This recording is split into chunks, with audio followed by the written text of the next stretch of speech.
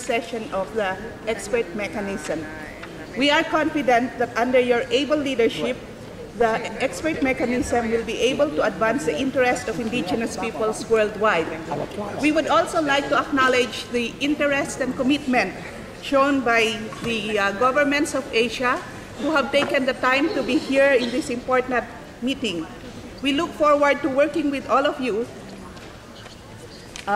For generations, our people have been subjected to an educational system that have served to erode our traditional ways of life, undermined our languages, imposed foreign ideologies and belief systems, institutionalized discriminatory attitudes and beliefs against us, leading to our further marginalization, and has in fact exacerbated conflicts, including armed ones. Such educational systems have been imposed on us by governments through state institutions, including military institutions, political ideologues, religious groups, NGOs, and other entities, including business interests. Mr. Chairman, we believe that the greatest challenge that faces us in terms of achieving the full implementation of the right to education is the continuing non-recognition by states of the existence of Indigenous peoples. For as long as Indigenous peoples are not recognized, we cannot hope to have education in our mother tongue, much less in our traditional systems. We are faced with a very real threat that our traditional systems will be lost irrevocably if this is not remedied very soon. We are thus pleased to note that the Human Rights Council has mandated the expert mechanism to conduct a study on this specific issue.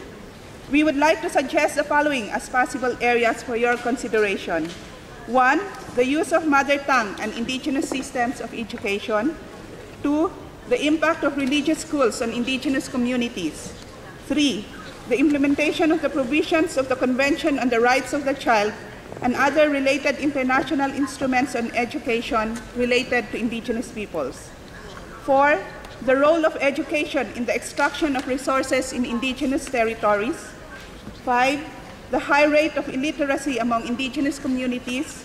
6, the impact of education of demographic policies like population transfer, including the dislocation of Indigenous peoples from their traditional lands. And lastly, the concept of free prior informed consent in the context of the Declaration on the Rights of Indigenous Peoples. Mr. Chairman, we hope that your study would lead to recommendations to the Human Rights Council that would lead to governments reviewing and, where necessary, amending their policies on education with the full and informed participation of Indigenous peoples. Recommendations could include the setting up of Indigenous schools in Indigenous territories with full support in terms of resources. Furthermore, the recommendations arising from the study should incorporate the relevant articles of the Declaration on the Rights of Indigenous Peoples and ways forward for governments to implement its provisions on education. We have also seen some positive examples of successful education work amongst Indigenous peoples. Most of these were initiatives of Indigenous peoples within Indigenous communities and take into consideration the community calendar, needs, and resources available. These initiatives are modest in scope, but have successfully merged the traditional systems and the needs of the modern world into the curricula. Such initiatives should be supported and expanded. Indigenous peoples' organizations from Asia stand firm in our commitment to help you in carrying out your mandate, including, where possible, in your research on this issue. A number of Indigenous organizations in the region have already undertaken work on education and would therefore be able to help you. We also would like to urge you to work with the UN Special Rapporteur on Education, so also as to ensure that Indigenous concerns are reflected in his reports. As a way forward, we suggest the holding of regional seminars or consultation workshops on this theme, so as to give you a broader appreciation of the issues faced by Indigenous peoples on the issue.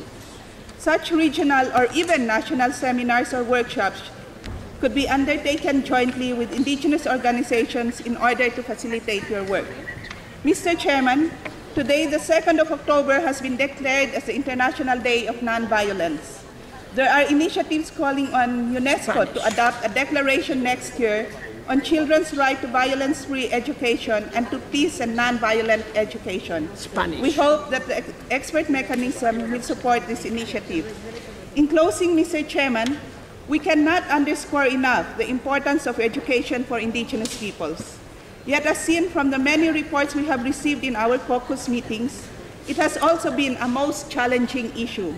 We therefore wish you the best in your efforts to come up with recommendations and advice to the Human Rights Council as how to promote it, but to also ensure that Indigenous worldviews are retained and not diminished through education. Iswis was din ta kuman lamlamnin, yamang ipiasis kalis. Thank you very much.